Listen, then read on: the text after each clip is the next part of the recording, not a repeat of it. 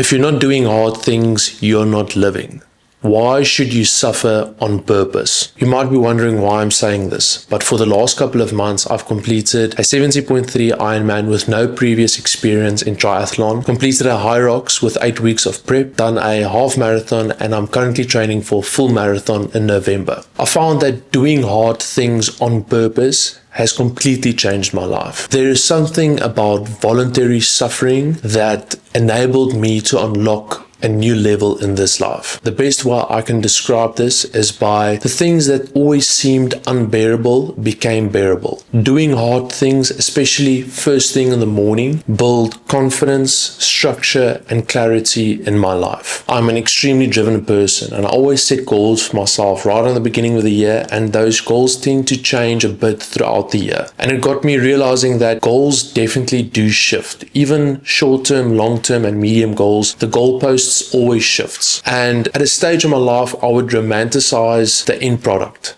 the goal in mind, and the feeling that I would get envisioning myself achieving that goal is completely different to the process and the work that needs to get done achieving that goal. There's a huge disparity between the two, between the goal and the process. And by doing hard things, I started to feel different towards goals. I started to realize that I need to romanticize the process rather than the goal. I need to focus more on the day-to-day things than the end product. Yes, it's still important to keep that in mind and keep it at a distance, but not fantasizing too much over that. Rather focusing on the hard things that need to get done now and falling in love with the process than keeping that goal in mind that's hanging above your head, what you're striving for. And with that, you realize that once you achieve the goal that you set out to do, it's never going to feel like you have arrived. But most of the time, you only realize it later. That's why I mentioned goalpost shift. Your goals shift constantly. It's when you look up and you've worked for 7-8 months and you achieved something, then only you realize, geez, but I actually made quite a bit of progress here. It brought me back to goals gives you the direction, but the process enables success. And with all of this said, identify 2 main turning points that helped me shape my life and take control of the things that I want to achieve in this life. The first one would be mindset. A mindset shift needs to happen, and no one can do it for you. And this is also something that is never perfect. It's always going to be a work on, always something that you're going to try and improve. Once you start realizing that you have to defeat the small negative guy in your head telling you, listen here, it's alright to take off today. It's alright, you can skip this workout. You don't have to do it today. Once you give that small voice a platform, you open up doors that lead you to feel miserable, not achieving deadlines, not achieving what you set out to do. And giving that small voice a platform is a constant battle. It's a daily battle. It's in the morning, in the evening, whatever it might be. If you want to lose weight, improve your performance, improve your time, whatever the case might be, giving that negative small voice a platform. Once you start winning those battles, once you quiet down that small voice and you don't give it any recognition, any attention, that's when you start to realize that there's progress. You are making progress. And it's easier said than done. I know that, I understand that, but this is coming from someone that experienced it firsthand. It always seems to me that the most successful people, you think that they're born with these traits. They're born with these super successful traits, and that's their unfair advantage. But in most cases,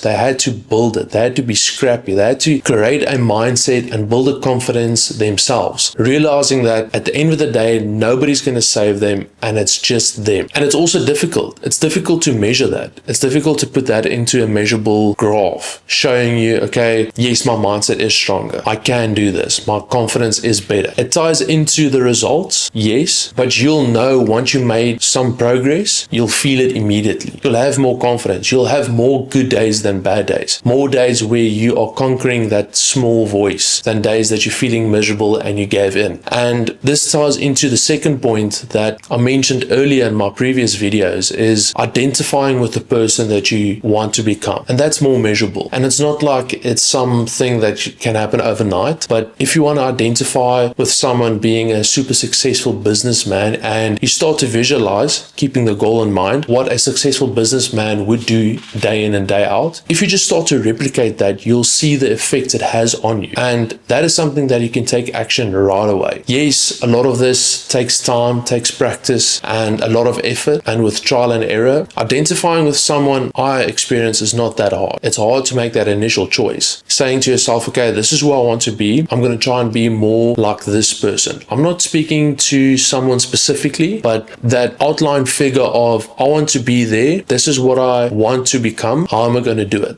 What is the process of becoming a successful businessman, sportsman, whatever it might be? And to take actionable steps to this, yes, it's a choice, but secondly, it ties into habit bunching. I spoke about this in my previous videos as well. Taking things that you already do every single day and just adding 1% to that. Adding a small victory to that habit. It might be coffee. You know you're drinking 2 cups of coffee a day. What do you do while making the coffee? While drinking the coffee? Adding something small in that time frame can be hugely beneficial when it comes 6 months down the line, a year down the line. And then you can actually take measurable steps. You can see that. You can see the results from you doing it a week, a month, and a year. Something as adding 1% to your normal morning routine can really make a huge difference. And I think that is why I'm extremely passionate about this topic, doing hard things. And it's not like it was something that came out of the blue. I've been doing it for most of my life without even knowing it. But only once I got older, I realized the value in doing hard things, leaning into the suffering, leaning into the voluntary suffering, and how it changed my life. It's not just throwing yourself in the deep end, but realizing where you're at, what you want to do, and how to get there.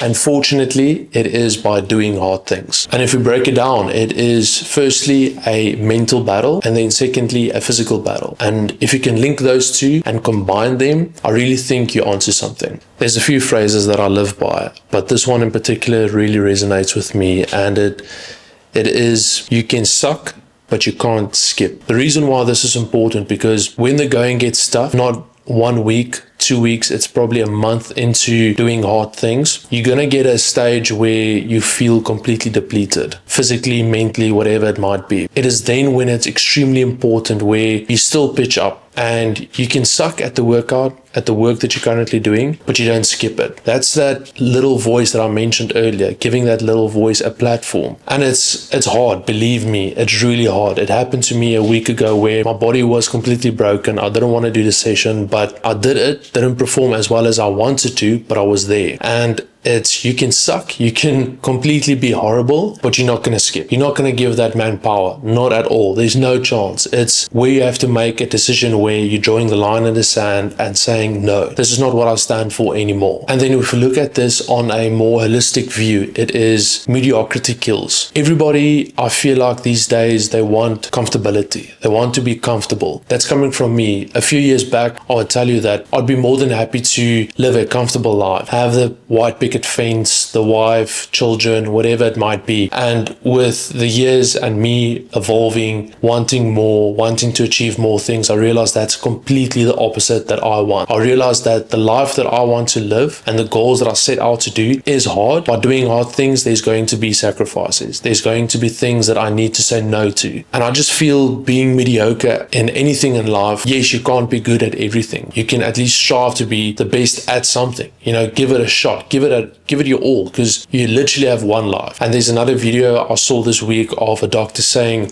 why you shouldn't run, because all of the negative outcomes running can do for you. I'm just thinking to myself, well, if I'm not able to do the things that I love, and such as running, what is the point of life? What is the point of staying in your comfort zone, staying in a place where, okay, I don't want to do this because I'm scared of the outcome, whatever it might be. But for me, that's completely wrong. I mean, I want to live life to the fullest. You only have a finite amount of time on this planet. Why wouldn't you go run? Why wouldn't you do the things that you love? Why wouldn't you go for something and build your dream life? But doing so, it requires hard work and doing things hard and not doing easy things. Because if it was easy, that classic saying, everybody would do it. But the life that you want and that many others want, myself included, it includes sacrifice. It includes hard work, every single day. If I can leave you with this, life without difficulty has no meaning. Comfort leads to mediocrity. And to live the life that you want, you are going to be exposed to suffering. And when you do, suffer well.